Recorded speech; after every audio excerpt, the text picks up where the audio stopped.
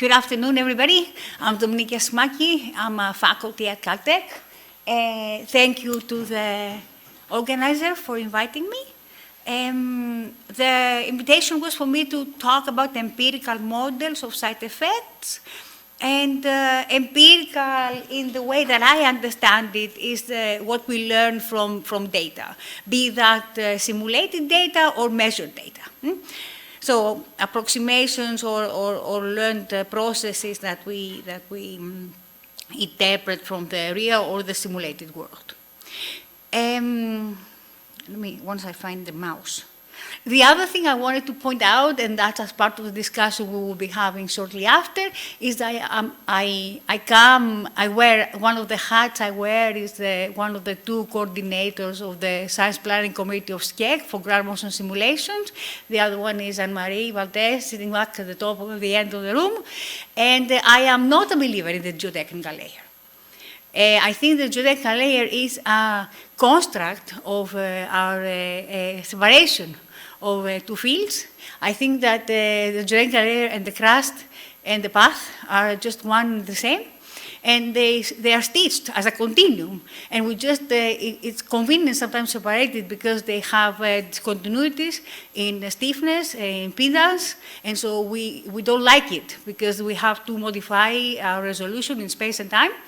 But that's probably the way I will refer to it in my presentation moving forward. So this work was primarily funded by SCEC and the UCS, and it is the work by students of mine and former postdocs and current postdocs of mine at Caltech. So, and now the mouse is not working. Okay, so one of the reasons that I see us being here is to celebrate the fact that we're able to simulate ground motions at the fidelity that we are, and E.T. showed an example that I was fascinated to see just a few minutes ago. And the stage that I'm going to focus on in the context of this workshop is this one here. We saw this morning how much effort is put on the source end to simulate really high frequencies at the detail that we do. We are, let me hide here the floating meeting controls. We are here, so in the process of generating high fidelity deterministic ground motion simulations, I will focus on this stage, on the second stage here. And we saw how much effort we put to generate high frequencies on the source level, be that by adding roughness on the surface of the fault rupture, or friction parameterization, or stress variability, as we do in my group. Eli Foral is working on this problem with Pablo Ampuero. But those high frequencies have to travel through the path, and that includes the geotechnical layer in order to get the surface and then be used for risk analysis and then assessment and then demand for decision making. And those velocity models to which those high frequencies travel tend to be coarse. And no matter how much you zoom in, this is from a paper of John Shaw back in 2015, no matter how much you zoom in, they are coarse. So those high frequencies that we spend so much time to generate the source do end up traveling through velocity models that don't modify them as they should in order for us to get the necessary information that they should be carrying for us to transfer them to the structural, to the infrastructure world and make the appropriate decisions. And it's not that they're bad, it's that they're learned from data like this, from seismological data. They're built by seismologists. And when they arrive to the geotechnical engineering world, then we are called to make corrections to the ground motion so that we can add the information that the engineers want, so that we have to add back the high frequencies that we actually really do need to make the decisions that we want on the level of the building or the level of the bridge, not necessarily on the level of the really long bridge, because that information does exist in the basing scale that those simulations do have in fascinating detail. So, with that context in mind, I will talk about three empirical models.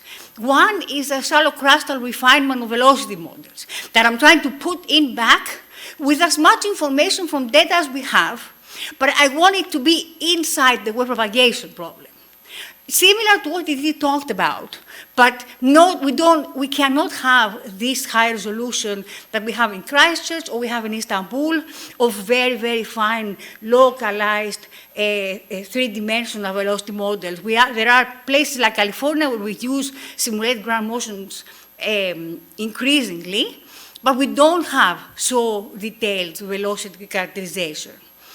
And we have to find a way to marry those two because we want to take advantage of those 3D simulations and the modification through all those complex geologic media to pass through the near surface layers in order for us to then take the simulations and then use them to do risk on a system level. That includes buildings as well as bridges, as well as long bridges.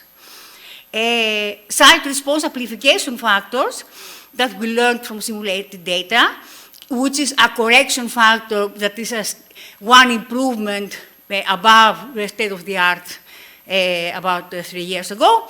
And then very recent work that we've been doing to learn the actual nonlinear site response using machine learning. So, the empirical model number one is our attempt to build a California sediment velocity model. My deep thanks to Brett, who referred to our SVM, the sediment velocity model that we built some time ago with funding from SCEC. These were the functional form that you saw earlier. That was based on velocity data from boreholes across California. We started, the goal there was to take lots of borehole velocity profiles, put them together, make a statistical model, so then when we have basins and we don't know what the material is inside, to populate that material in the 3D velocity models with something that's realistic for the sedimentary structure of Southern California. So we have been, Elnaz, myself and Dave had a proposal to the USGS that was funded about 2 years ago, Elnaz Elabi from UNR. And with the help of my current postdoc, Grigoris Lavridiadis, we ended up with 211 measured profiles in the San Francisco Bay Area. And the progress that we made, that is, I think, the interesting thing in this case, is that we went a step forward. This distribution of the profiles that we have in VS30 and in maximum depth. They're neither very deep nor they're very wide, and because we're talking about statistical models, we can interpolate and then extrapolate with very much caution. We didn't extrapolate here at all. We just stayed within the range of our measurements. But this is what we had before, right? So this is what Brett referred to before as a scaling relationship for a median profile, some idealized functional form that presents a VS profile as a function of VS30. Plug in VS30, get out a VS profile, right? For lack of anything better to do. Based on data that, if you grouped by VS30, looked like this. So you can imagine what that functional form looks like.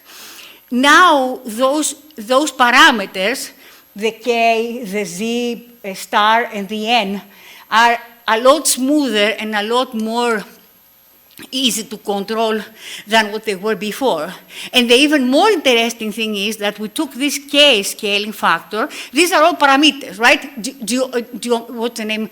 Curve fitting parameters. But when we let that K scaling factor to vary spatially, we were actually able to generate maps of that scaling factor, meaning that I can now generate profiles that are not only region-specific, that vary spatially, not based on the data and based on the region of Northern California. So now I can take this information and generate maps of VS profiles that I can then compare with the USGS velocity model. In the top 100 meters, 200 meters, I don't have data below there. ET showed us he had information about VS30. I have information down to 100 meters. How I stitch that to the crustal model is open question. I still don't know. How I stitch it in the edges of the bases, I don't know. I need to run simulations to understand how I generate surface waves, and that will help me understand how to stitch it. But the point is that I am able to populate the shallow crust, the geotechnical layer with data from empirical models that I take from boreholes, which are regionally varying. Now, an example from an area, this is a cross-section south of the bay, and this is the USGS model, and this is a zoom in of the top 200 meters. This is the Z1.0 meter contour, and this is the comparison with the corresponding velocity model velocity model, sediment velocity model of Northern California that we have been working on. And the idea is we don't need to artificially stretch anything. This comes directly from the data, and when we meet the 1.0 depth of the velocity model, we stop because there's no need for us to do anything else. We don't artificially generate shallow crustal information when we don't have it. So, what's in progress in this front? We are generating criteria to stitch it with the USGS velocity model at 1 kilometer per second. I don't know how to do it yet. For now, where I find 1 kilometer per second, I stop, because my data does not include information beyond 1 kilometer per second, so I trust the tomography after that, or the deeper, or whatever the velocity model says. I eliminate the median scaling. Right, we're trying to eliminate the media scaling altogether at this point. We grandfathered in this media scaling from the sea and Asimaki, that then became Marandi, and then became something else in the Pacific Northwest. And that became a problem that we try to fix and fix and fix. Forget media scaling. We're going to condition everything on the data directly. So we're going to avoid having locations here in the USGS velocity model where somebody had measured the borehole, and you have discontinuities of the localized site that is perfect, and then left and right is discontinuous. If the data is there, the model will perfectly stitch there, and left and right is going to gradually diverge from the perfect measurement and merge with the estimation. So we're going to try to do that, and then we're going to expand to Southern California. The work we did back in 2018 was a great start. We're going to go back and use the data again to do a Gaussian process to get rid of all the media scaling and the spatially varying coefficients, and then try to run simulations, because the proof is in the pudding. No matter what I do and what I say, especially in 3D simulations. Because I want to see if those surface waves get generated at the corners, and if they get trapped in the near surface, and how these are modified, because that will determine whether or not the simulations that I'm going to run are going to be useful for risk assessment. So, this is empirical model number 1, and I have 6 minutes, and I have to tell you 2 more. So, empirical model number 2, for lack of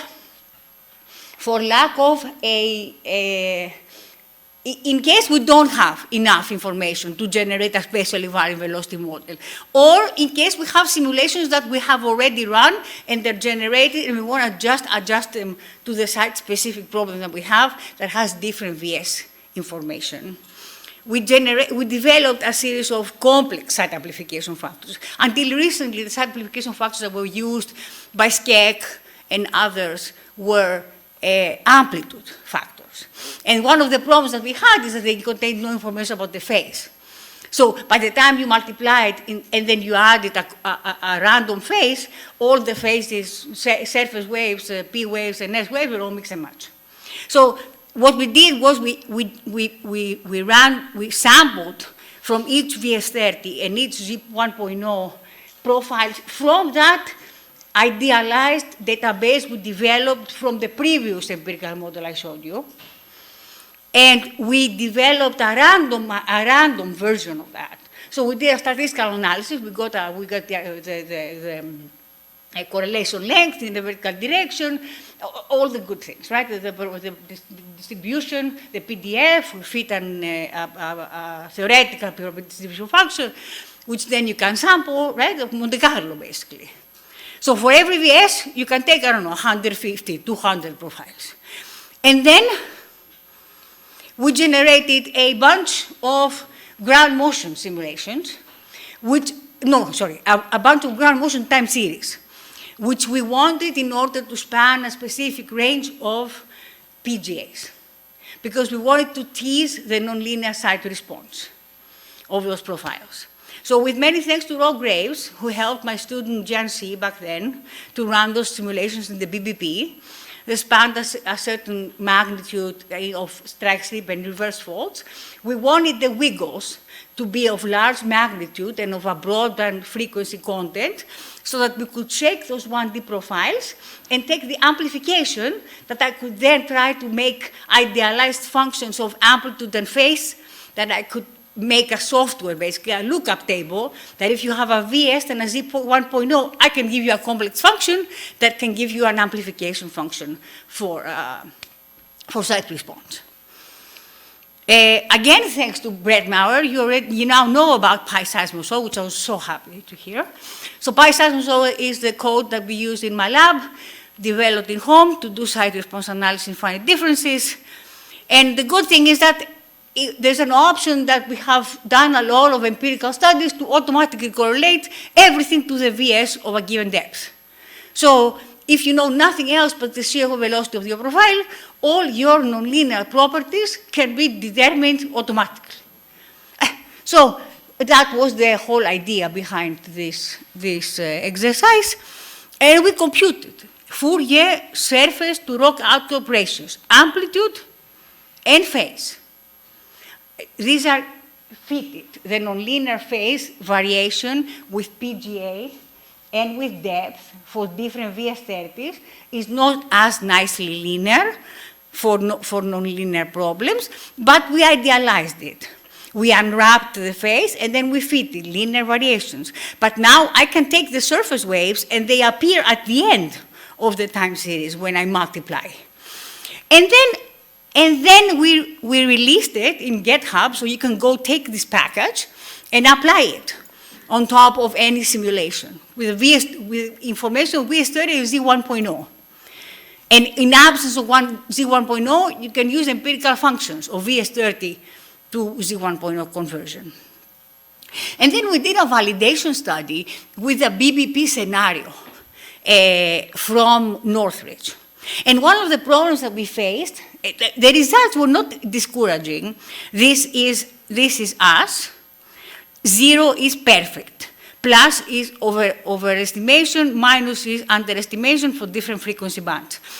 The problem with the BBP is that it has a 1D crustal model. So running the Northridge scenario and trying to compare two measurements, there's been a lot of iterations of refinement of the BBP to yield simulations that match the observations, but all those three-dimensional effects of the crustal model are not present in the BBP simulations. And so we need three-dimensional deterministic scenario to really evaluate those amplification factors, and so that is what we currently are in progress of doing. We're using deterministic simulation ground motion of historic events to do validation, so that there's no iteration that has preceded our effort to actually implement something empirical. We're expanding our amplification factors for the new California sediment velocity model.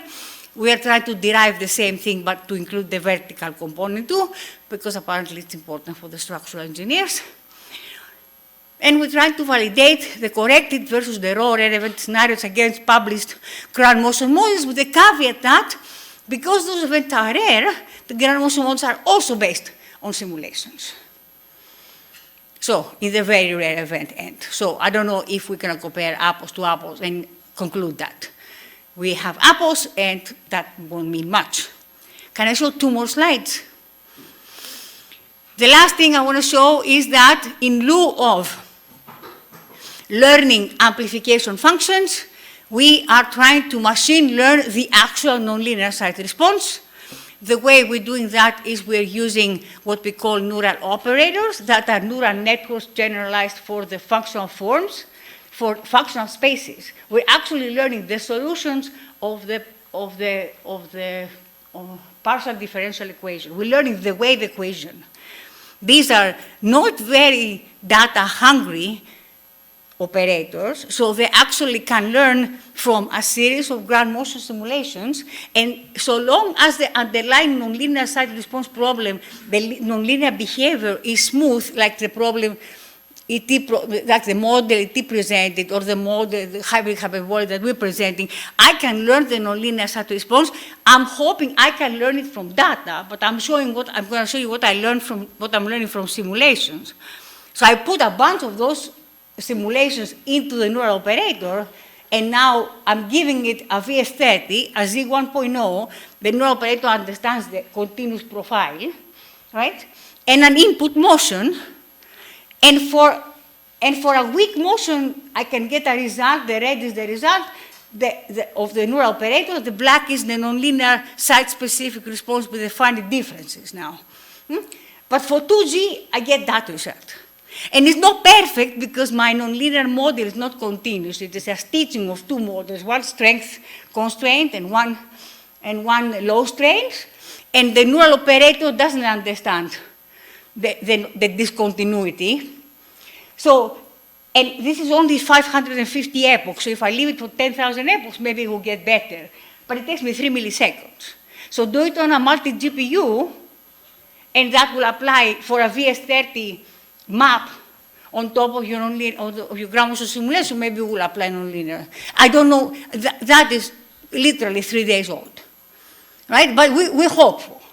I'm also hoping that I can learn from empirical data and then extrapolate. Because if I learn the underlying nonlinear behavior, then I can go further.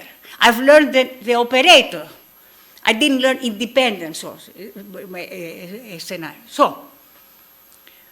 So we talked about populating the shallow crust with high resolution material properties. It's important. Ricardo said the same thing. I've already paid him to say the same. No, I didn't.